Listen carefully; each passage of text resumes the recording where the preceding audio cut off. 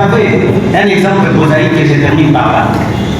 Vous avez un leader que j'étais qui, profitant de l'arrivée du chef de l'État, il prend son calicot avec un stade construit de manière moderne. Il dit les centres kassaïens disent merci au chef de l'État pour avoir construit un stade de jeunes dénommé Daye Mutumbula. Voilà. Et un autre qui amène le chef de l'État à aller lancer les travaux de construction de la route Kanala-Kalamamouche. Et il dit que nous remercions les chefs de l'État parce que cette route-là, avec Calico à la main, que cette route-là sera asphaltée. Or, de son fort intérieur, il connaissait que c'était un mensonge. Donc il a pris même le chef de l'État, il a introduit dans ces mensonges-là. Et voulez-vous que nous, jeunesse intellectuelle de cette province, soutenons des leaders comme ça? Nous disons non. Parce que le diable, c'est les pères de mensonges. Et eux, ces leaders-là, ils sont fils du diable. C'était ça, d'abord, la première des choses. Sur le professeur, l'essentiel, sur le professeur, ma question. Je voulais vous demander si vous êtes heureux d'être ici au Kasaï. Si oui, vous êtes heureux. Vous avez peint les tableaux du bilan du président. J'aurais bien voulu que le même tableau peint par vous cet exercice-là soit aussi fait pour les Kasaï centrales. Mais à vous entendre parler, tout ce qui concerne les Kasaï centrales, c'est toujours au futur et les projets. C'est rare.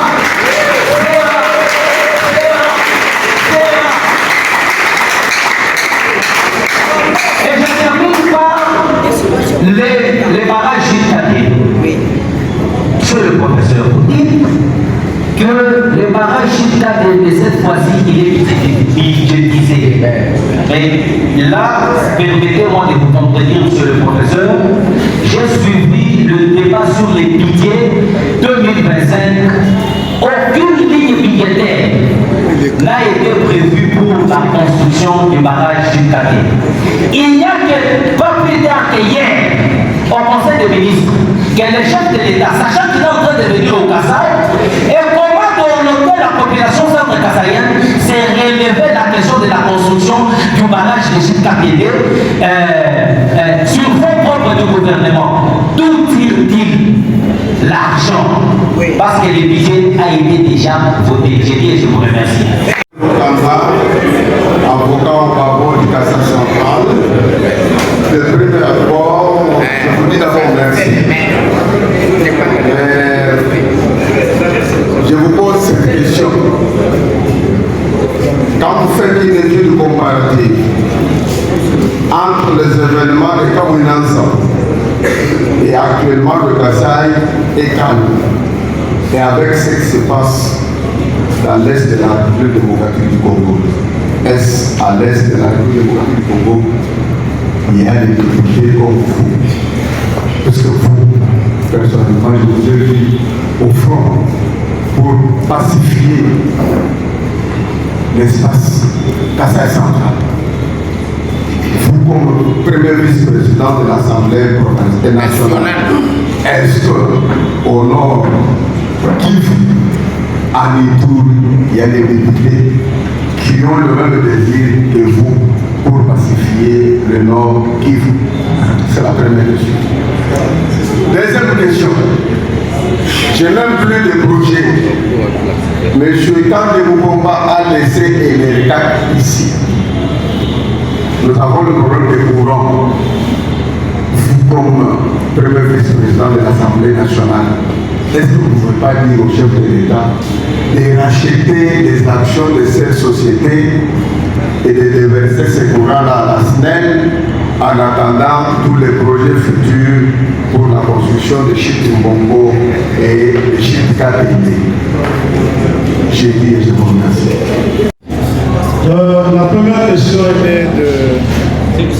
Christophe, justement. Les Christophe, les magistrats. Mais ce qui s'est fait, c'est ce qui était prévu d'être fait. Dans le projet du recrutement de ces magistrats-là, il était bel et bien souligné qu'une partie allait être mise en fonction et que l'autre le serait à la deuxième étape, voire après. C'est ce qui est en train d'être fait depuis, je crois, le mois de... Depuis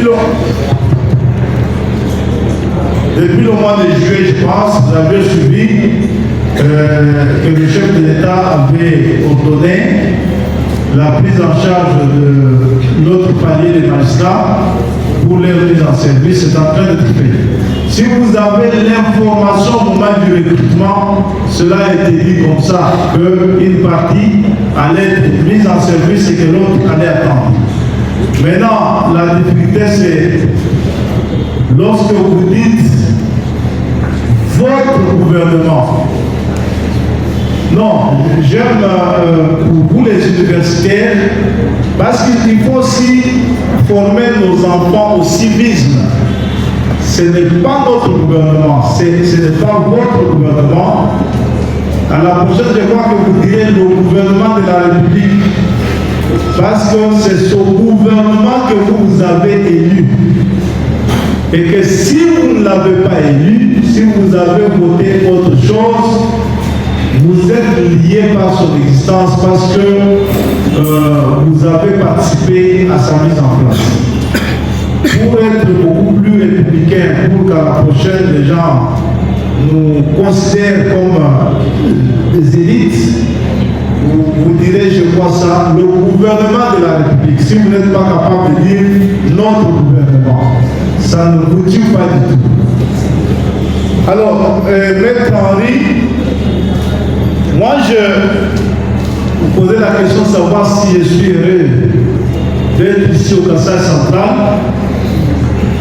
J'ai dit que tout cela dépend de ce que vous avez vu dans ce verre-là.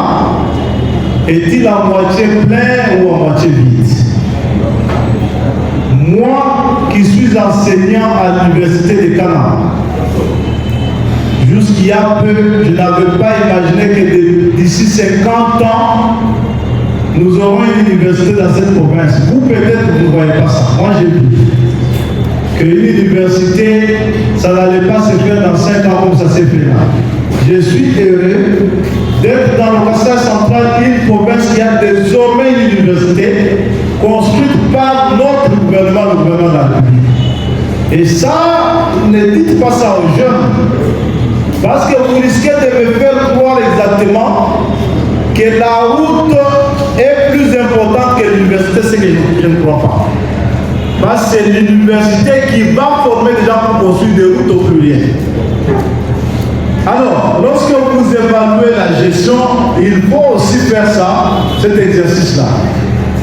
Dire que dans ce pays, on n'a pas imaginé qu'on aurait une université. Un jour, moi j'étais dans cette ville, lorsque cette université de Kalama avait des auditoires, tantôt les gens étaient dans des maisons ici, les autres à la RTC, les autres. Qui de nous tous ici avait rêvé que dans les 5 ans qui suivent, on aurait une université construite aux dimensions internationales comme celle-là?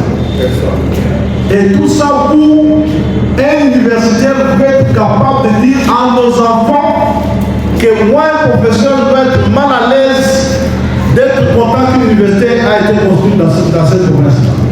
C'est ce que je ne comprends plus rien.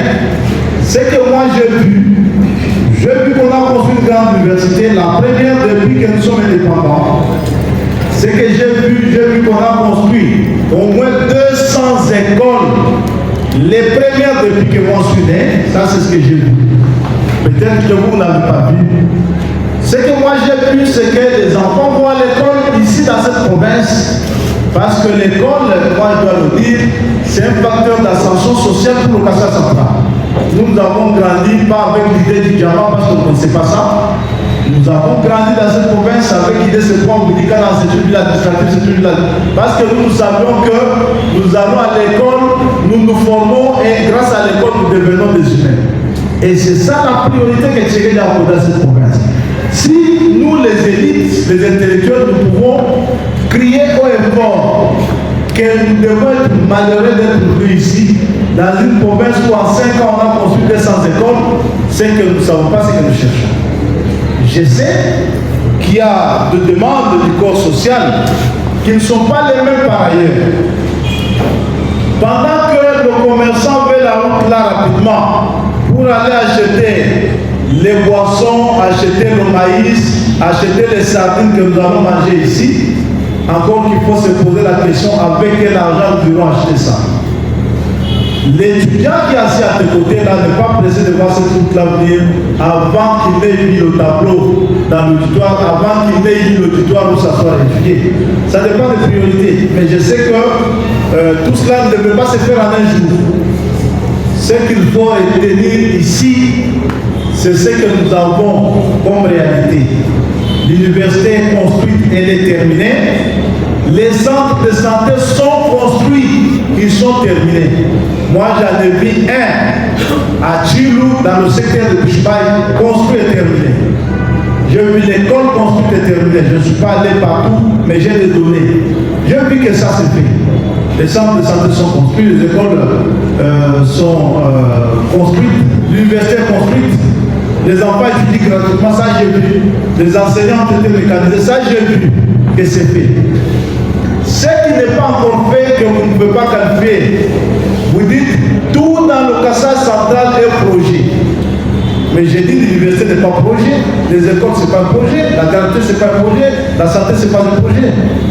Mais la route c'est un projet. Je vous ai dit que les financiers et les travaux ont commencé. Encore qu'il faut que vous compreniez ça. Lorsque cette route va se terminer, si nous ne sommes pas subtils et éveillés, nous serons des esclaves des Angolais ici. Parce que moi, si tout ne dépendait que de moi, on n'allait pas faire ce cadeau à l'Angola. On allait construire cette route d'ici, elle traverse Luisa et va à Likasi, à Poloise. Elle allait permettre à nos mamans qui cultivent la pomme de terre à Luisa de la cheminée ici. Elle allait permettre aux gens de faire la pisciculture de nous vendre ici. Elle allait permettre aux gens, le ciment de Likasi de venir ici et d'être acheté. Celle que nous faisons là, nous la faisons pour l'Angola, c'est elle qui va s'enrichir, et cette province, si nous ne tirons pas attention, deviendra davantage pauvre. Pauvre, pourquoi? Parce que lorsqu'on va payer l'enseignant, le même jour, il va changer l'argent en dollars pour aller acheter des sardines en Angola. Parce qu'il y a la route, non? Mais vous ne me dites pas qu'est-ce que vous avez prévu. Qu'est-ce que nous allons donner à l'Angola? C'est-à-dire que nous serons obligés de ponger les dollars qui circulent sur le marché congolais, d'aller les verser en Angola. Et l'inflation sera plus. Parce que la maman qui plante son maïs ici à Masuika va laisser, pourquoi? Le maïs de l'Angola est moins cher. Son maïs à lui ne peut plus se vendre, il va laisser. Mais dis-moi en Angola, tu iras acheter avec quoi? Le développement, c'est une science. Ça se conjugue aussi. Vous, les universitaires, vous ne devez pas vous laisser emballer par la clameur publique. Par ce que veut la rue. La rue veut la route Kalamambouche ici et maintenant. J'ai même appris de belles chansons, de bons slogans pour être dit Kalamambouche. Il n'y a pas que ça comme problème. Kalamambouche, c'est un problème qui se crée. Ce n'est pas une solution à nos problèmes. Et si nous voulons que ça soit une solution à nos problèmes, nous devons avoir des universités bien construites pour que nos enfants y apprennent l'agronomie et qu'ils relancent la production afin que nous puissions vendre aussi à Kalamambouche. Nous n'avons pas de minerais ici que nous devons vendre à Kalamambouche. Le manioc viendra de là, le maïs viendra de là, l'arachide viendra de là, le riz viendra de là, le ciment viendra de là, les sardines viendront de là. C'est-à-dire que, je ne sais pas si vous avez déjà remarqué, on a semblé raconter ici que Bracongo a fermé a fermé les îles ici parce qu'il y avait beaucoup d'impôts. Les impôts n'ont pas commencé aujourd'hui. Congo a fermé parce que chassé par Kaivoda, parce que chassé par Kuka. Congo a fermé parce que ce que Congo vendait ici à 6 000, l'Angola nous le vend à 500 francs, à 1000 francs. Et Congo a fermé, pas seulement ici. La Kuka a poursuivi Congo, ils ont fermé. Est-ce que vous pouvez savoir combien d'emplois ont disparu à cause de ça? Maintenant, on lance l'usine de ciment Bushman. On ouvre la route de Kalamambou, je dis la route de l'espoir. Nous aurons un ciment qui vient de l'Angola à 5 $. Nous aurons un ciment qui vient de Bushman à 10 $. On va acheter lequel? Et conséquence, celui de Bushman va fermer. Est-ce qu'on se comprend bien? Et donc, vous allez encore dire à Tshisekedi, voilà tout punir au milieu. Après, vous direz, ce n'est plus Kalamambou, pas que Kalamambou sera pris. Après, vous direz, mais Midjou, on va vous le donner avec quoi si son projet-là vient pour laminer tous les fonds d'entreprise et tous les fonds d'usine. C'est ça que les universitaires doivent enseigner. Les commerçants, je les ai vus là-bas, nous, l'Afrique, nous sommes venus voir les travaux de la route. Qu'est-ce qui les intéresse? C'est d'aller acheter et de venir vous vendre. C'est tout. C'est ça qu'ils attendent. Ce n'est pas autre chose. C'est ça qui intéresse les commerçants. Une autre route, Chikap-Kandia, elle se termine. Hein? Vous suivez, non? Oui. Elle se termine, Chikap-Kandia. Donc, on construit une autre pour l'Angola, à partir de Chikap jusqu'à Doum, pour aussi acheter les sardines, les gazosa, les gaïbosa, les kouka. C'est bon. Mais chaque jour ici, pourquoi l'AFEC ne réfléchit pas dans son rendez-vous d'y donner et de recevoir? Qu'est-ce que nous, l'AFEC, nous allons envoyer à l'Angola pour importer les devises? Et ça ne nous vient pas en tête. Lorsque nous allons nous réveiller, ça sera tard. Voilà un peu cette préoccupation-là. Moi, je crois que je suis à l'aise, très à l'aise, parce que je suis en même temps venu vous annoncer que l'asphaltage de la voirie urbaine a commencé et qui va se terminer avec 98 km de route. Ce qu'on n'a jamais vécu depuis les Belges. Je ne peux qu'être à l'aise de vous annoncer ça. La question du soutien des élites, moi aujourd'hui je peux faire aussi une pancarte pour remercier le chef de l'État parce qu'il asphalte les routes à Ghana. Ce n'est pas encore fait. Mais moi, ce que je sais, c'est que la décision politique a déjà été prise. Je peux déjà remercier le chef de l'État.